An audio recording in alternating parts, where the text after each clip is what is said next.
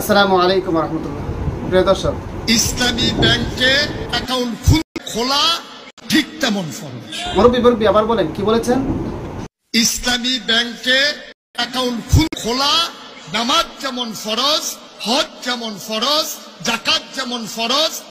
আচ্ছা, ইসলামী ব্যাংকে অ্যাকাউন্ট করা এরা ফরজ। হ্যাঁ প্রিয় দর্শক, আপনারা চলে যাবেন না, শেষ পর্যন্ত দেখবেন যে উনি এটাকে ফরজ বলেছেন এবং কেন বলতেছেন সে বিষয়টা আমরা ওনার কাছ থেকে ক্লিয়ার করব। এবং উনি যে এই কথাটা বলেছেন যে ইসলামী ব্যাংকে অ্যাকাউন্ট করা নামাজ যেমন ফরজ, অন্যান্য বিধান যেমন ফরজ, ইসলাম ব্যাংকে অ্যাকাউন্ট করাও ফরজ। আসলে ওনার কথাটা কতটুকু সঠিক ওনার কাছ থেকে আমরা শুনব। প্রিয় দর্শক, নামাজ আল্লাহ পাক রব্বুল আলামিনের ফরজ বিধান, রোজা আল্লাহ পাক রব্বুল আলামিনের ফরজ বিধান, হজ আল্লাহ পাক রব্বুল আলামিনের ফরজ বিধান। এই ফরজ বিধানের সাথে দুনিয়ার কোনো কিছুকে তুলনা করা সেটা কখনো সঠিক নয়। আমাদের এই হুজুর যে কথাটা বলেছেন যে ইসলাম ব্যাংকের গুরুত্ব দিতে গিয়ে, একটি সুদী ব্যাংকের গুরুত্ব দিতে গিয়ে উনি যেই কাজটা করেছেন একেবারে অতিরঞ্জ করেছেন। হ্যাঁ প্রিয় দর্শক, আসুন তাহলে ওনার বক্তব্যটা আমরা একটু শুনে আসি উনি কি বলতেছেন। ইসলামী ব্যাংকে অথবা ইসলামী ভাবধারা বিনিয়োগ করা জায়েজ না জায়েজের প্রশ্ন নয়, এটা ফরজের প্রশ্ন। যদি আপনি অ্যাকাউন্ট খুলতেই হয় মুসলমান হিসেবে, ইসলামী ব্যাংকে খোলা নামাজ যেমন ফরজ, হজ যেমন ফরজ, যাকাত যেমন ফরজ, ইসলামী অর্থ ব্যবস্থা নিজের জীবনে নিয়ে আসা ঠিক তেমন ফরজ। ইসলামী ব্যাংকের একটা দুঃসময় গেছে। আজকে 2024 সালে 5ই আগস্টের মহাবিপ্লবের পরে, নতুন স্বাধীনতার পরে ইসলামী ব্যাংক আবার মাথা উঁচু করে দাঁড়িয়েছে। সুতরাং এই ব্যাংক আমাদের ব্যাংক, আমাদের স্বপ্নের ব্যাংক, আমাদের স্বপ্নে লালিত ব্যাংক। ইমামের জমানো সামান্য বালিশের নিচের টাকা দিয়ে পুঁজি করে এই ব্যাংকের ভিত্তিপ্রস্তর স্থাপন করা হয়েছে।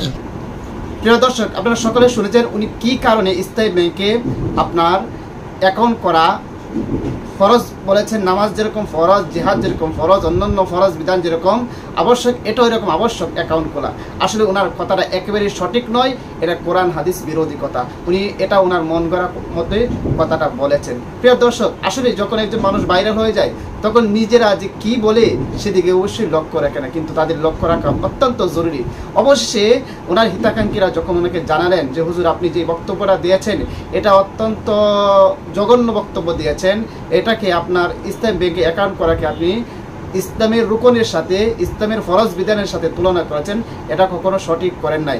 এই কথাটাকে যখন ওনাকে জানানো হয়, প্রিয় দর্শক, অবশ্যই উনি ওনার কথাটা যে বলেছেন হিতাকাঙ্ক্ষীরা বলার পর উনি রিসার্চ করে দেখলেন যে আসলে ওনার কথাটা সঠিক হয় না, ভুল হয়েছেন। তাহলে আসুন শুনে আসি যে অবশ্যই উনি তার যে কথাটা বলেছেন সেটার কি ব্যাখ্যা দিয়েছেন এবং কেন বলেছেন সেই কথাটা এবং কিভাবে ক্ষমা চেয়েছেন সেটা আমরা ওনার মুখ থেকেই শুনে আসি। আপনারা আমাকে আন্তরিকভাবে ধরিয়ে দেওয়ার কারণে আমি আপনাদের মঙ্গল কামনা করি। এর বিনিময় আল্লাহ আপনাদেরকে অবশ্যই জান্নাতে দেবেন ইনশাআল্লাহ। আর আমার ভুলটাও আল্লাহ যেন আমাকে মাফ করে দেন। সবাই পড়েন আমিন।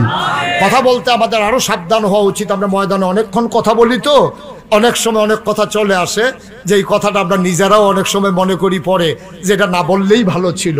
এটা অনেক সময় হয়ে যায়। আল্লাহ যেন কবুল করে। সবাই পড়ি আমিন। তো বন্ধুগণ, যেই কথাটা বলছিলাম, আমার প্রিয় দর্শক, আপনারা সকলে দেখেছেন উনি ওনার ভুল বক্তব্য থেকে কিভাবে ক্ষমা চেয়েছেন। আসলে যে কোনো মানুষ ভুল করতে পারে, কিন্তু ভুল করার পর ভুলের উপর দৃঢ় থাকা, ভুলের উপর অটল থাকা, সেটা কখনো একজন মুমিন মানুষের, সেটা একজন কখনো দায়ী মানুষের কাজ হতে পারে না।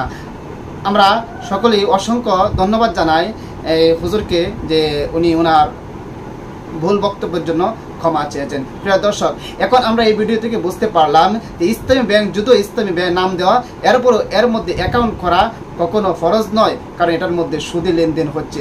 আর সুদী লেনদেনের সাথে ইসলামের কোনো সম্পর্ক নাই। যদি তার মধ্যে ইসলাম লেখা থাকে, ইসলাম লেখা থাকলে আর হালাল লেখা থাকলে সেটা হালাল হয়ে যাবে, ইসলাম লেখা থাকলে সেটা ইসলাম হয়ে যাবে, সেটা কখনো হতে পারে না। প্রিয় দর্শক, অবশ্যই আমার কথাগুলো আপনারা বুঝতে পেরেছেন। সবাইকে অসংখ্য ধন্যবাদ ভিডিওটি দেখার জন্য। আর যদি ইসলামী ব্যাংক এবং এই হুজুর সম্পর্কে, মুরব্বী হুজুর সম্পর্কে যদি আপনাদের কিছু বলার থাকে তাহলে অবশ্যই কমেন্ট বক্সে জানাবেন। আর সবাইকে অসংখ্য ধন্যবাদ ভিডিওটি দেখার জন্য। আসসালামু আলাইকুম ওয়া রাহমাতুল্লাহ।